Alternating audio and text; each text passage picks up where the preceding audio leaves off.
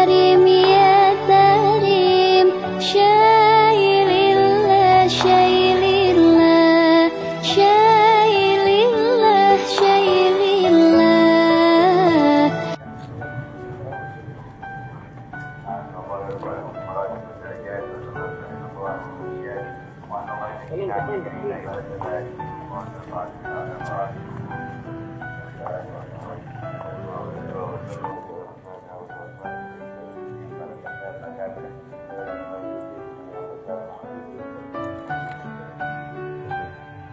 آمين آمين آمين آمين آمين آمين.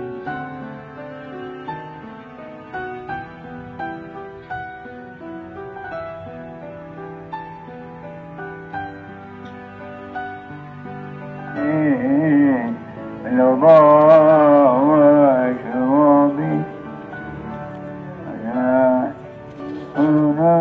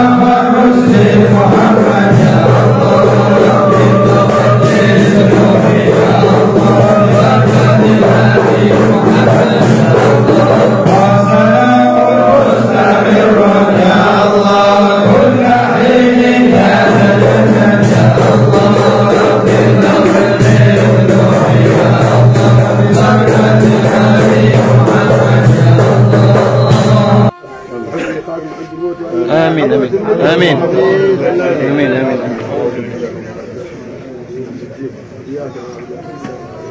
آمين آمين.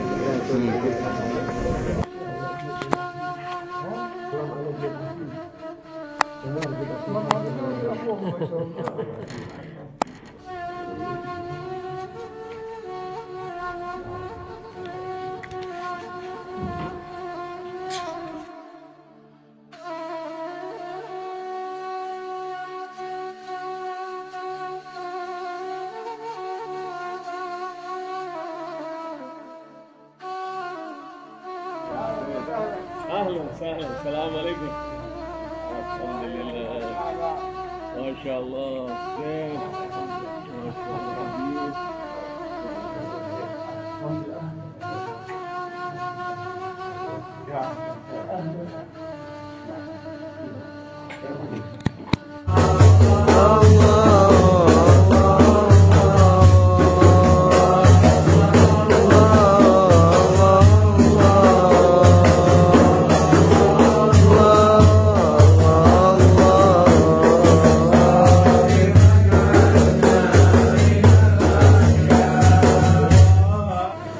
الله الذي خلق سبع سماوات ومن الأرض مثلهن يتنزل ayat ini الأمر bilang بينهن لتعلم أن الله على كل شيء قدير وأن الله قد أحاط بكل شيء علما وقال لي في خلوة يا ولدي لو تكلمت على هذه الآية لعجزت كتبة الدنيا.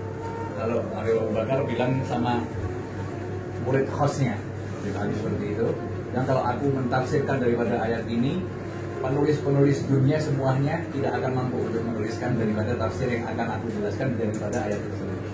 Karena keluasan ilmu yang dimiliki Habib Abu Bakar Abbas.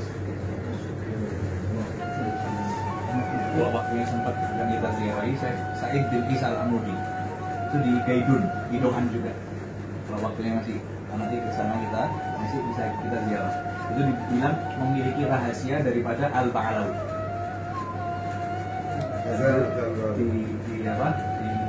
Di sana ada Syekh Said bin Isa Al-Amudi. Jadi lemari rahasianya Al-Ba'alawi ada sama Syekh Said bin Isa Al-Amudi di kota Doan tersebut.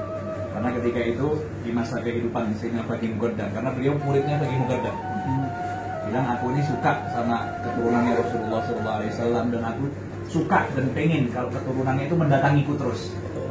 Maka Sayyidina Bagi Mugaddam, kalau begitu aku akan letakkan kepada dirimu rahasia. Jadi maka mereka akan mencari engkau walaupun sudah wafat daripada keluarga Rasulullah SAW. Saya beri salam tiga itu.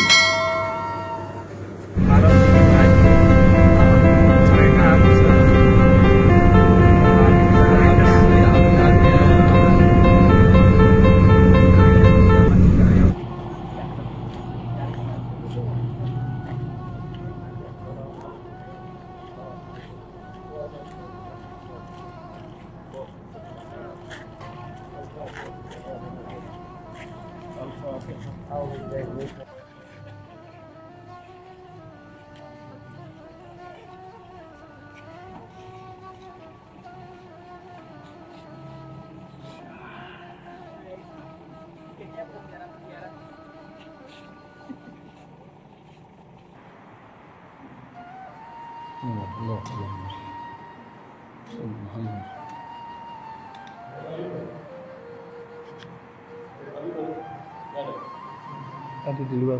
Maulid Al-Habsyi, Maulid Ali bin Muhammad Al-Habsyi bilang, "Fasami'tu qailan yaqulu rahimakallahu aw rahimakallahu." Ya, ketika Rasulullah lahir bilang begitu malaikat. Apa bahasa kita ya rahmukallah. Malaikat bilang begitu. Kenapa? Karena lahirnya bersih.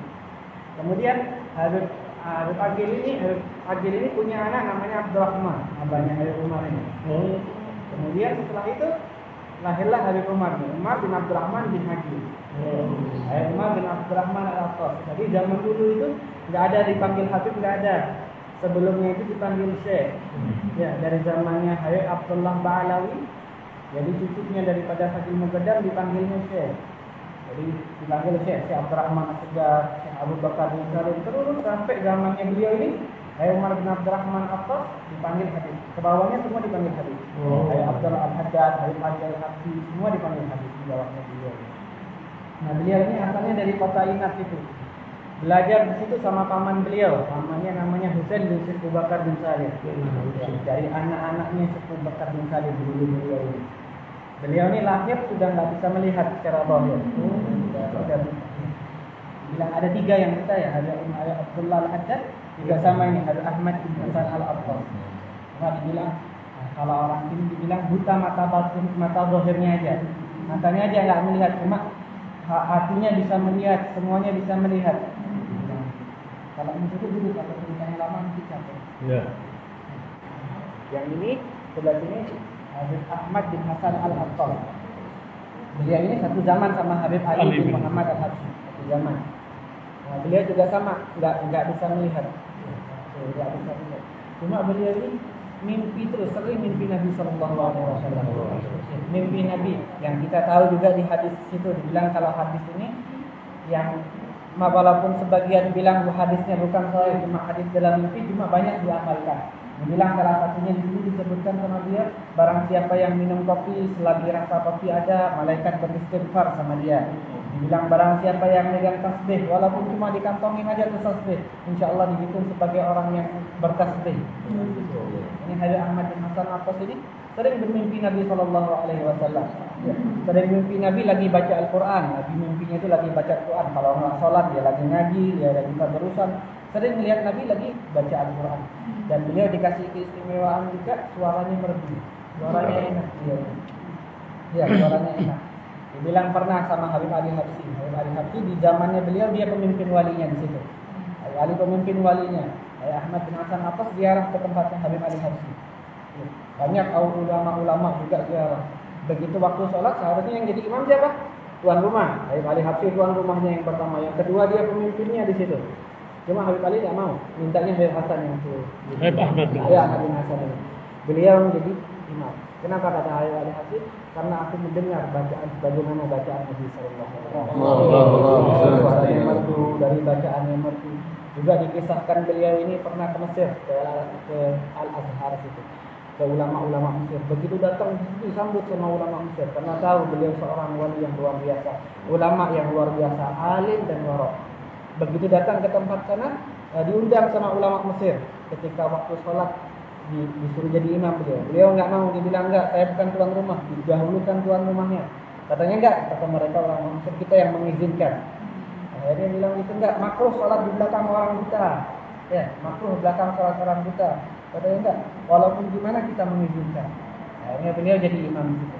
Katanya setelah sholat, ulama-ulama di sana berkata, beginilah Al-Quran yang diturunkan kepada Nabi Sallallahu Alaihi Wasallam. Dari segi bacaannya, dari segi makhraj hurufnya, dari tajwidnya segala macam, sebagaimana yang bacaan Al-Quran.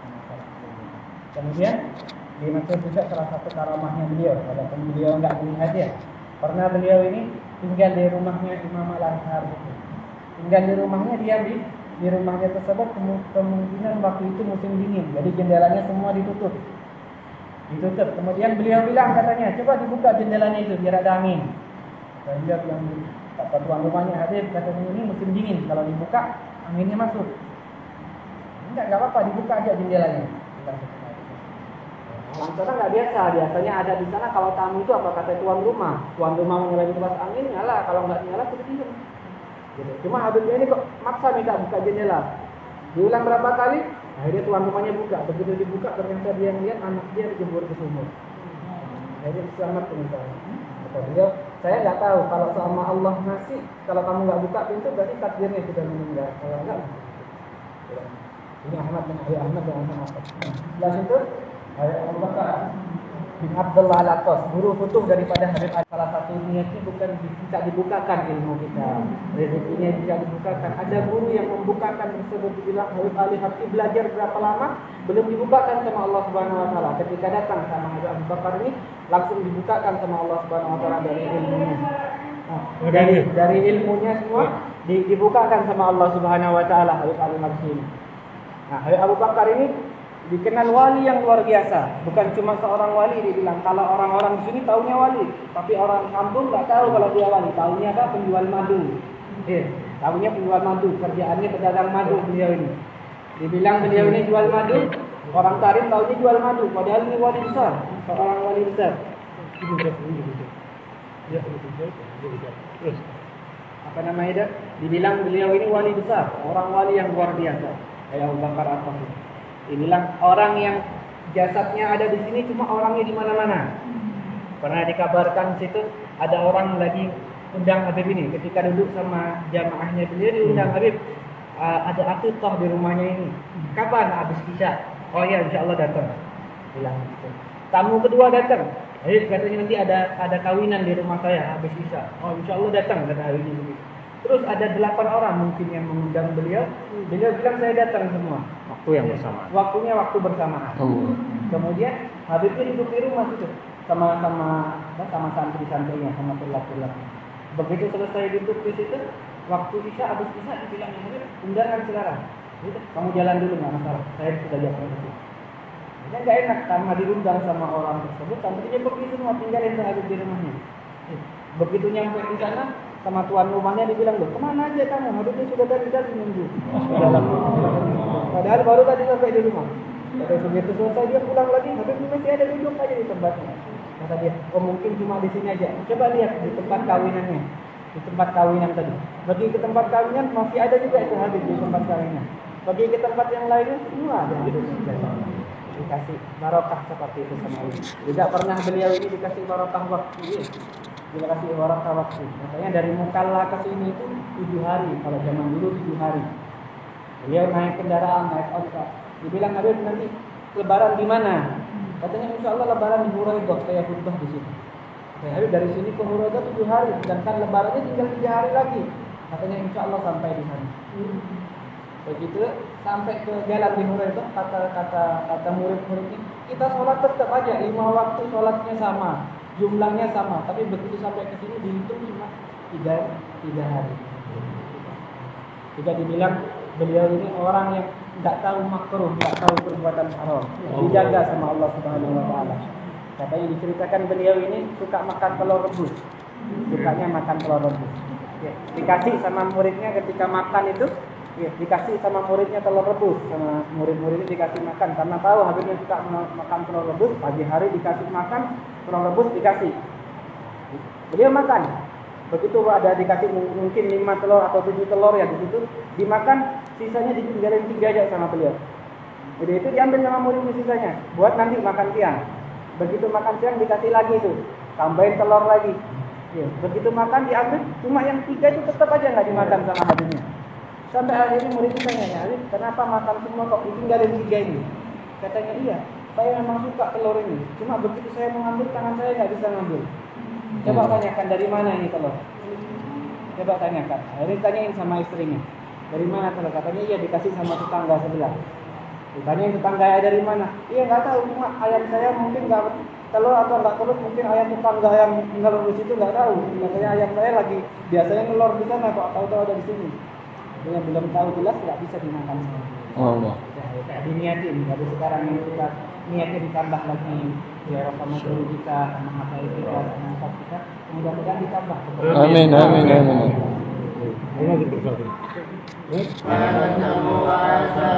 وكل شيء أحصيناه في إمام مبين واضرب لهم مثلا أصحاب القرية إذ جاءها المرسلون إذ أرسلنا إليهم اثنين فكذبوهما فعززنا بثالث فقالوا إنا إليكم مرسلون.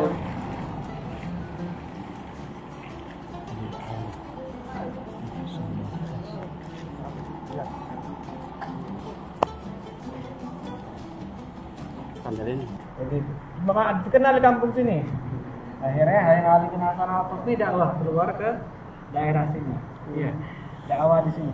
Begitu dakwah di sini cuma bagaimana kan dibilang caranya dakwah itu macam-macam.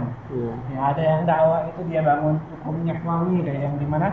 Kayak yang di Afrika itu ada Habib Ali bin Taha Al-Haddad itu. Dia jaganya buka toko minyak wangi, ada orang dikasih, mau lewat aja dikasih. Jadi orang nanti nanya-nanya baru dia nyebarin agama seperti itu, macam-macam. Nah beliau ini mau gimana cara dakwah di sini?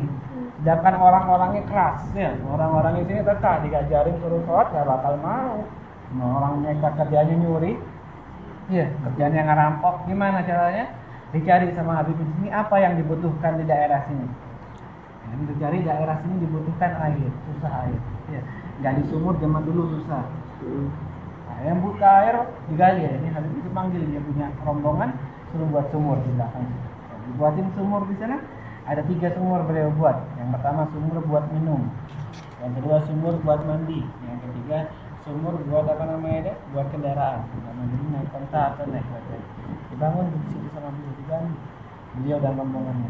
Kemudian beliau doakan situ. Sumur ini kata beliau bukan sumur sembarangan. Air ini dibilang biir atiyah. Air minum apinya. Bilang barang siapa yang minum tergantung dia punya niat apa. Orang lapar insya Allah sembuh. Orang sakit insya Allah sembuh. Apa dia punya punya niat artinya atiyah, pemberian dari Allah Subhanahu wa taala. Apapun yang kamu mau hajatnya bakal dikasih, tergantung kemauan yang kau sendiri. Nanti insyaallah kita datang ke sini. Bilang ke sini begitu bangun sumur tersebut akhirnya orang-orang datang. Begitu lihat orang bangun sumur, rombongan datang. Zaman dulu yang ambil air itu anak-anak kecil atau kalau enggak perempuan-perempuan yang ambil air. Datang itu rombongan pertama anak kecil meminta air, kasih sama airnya, dikasih. Terus tiap hari akhirnya malu nanya-nanya dari mana. Baru dia, ayo ke masjid, saya buat masjid di sebelah sini. Diajak sholat. Jadi habis minum malu kan orang ngambil doang. Ya. Akhirnya terbiasa dari situ ngambil, mau dia ke masjid, diajarin itu namanya rukun Islam, diajarin namanya puasa, diajarin begitu dakwahnya.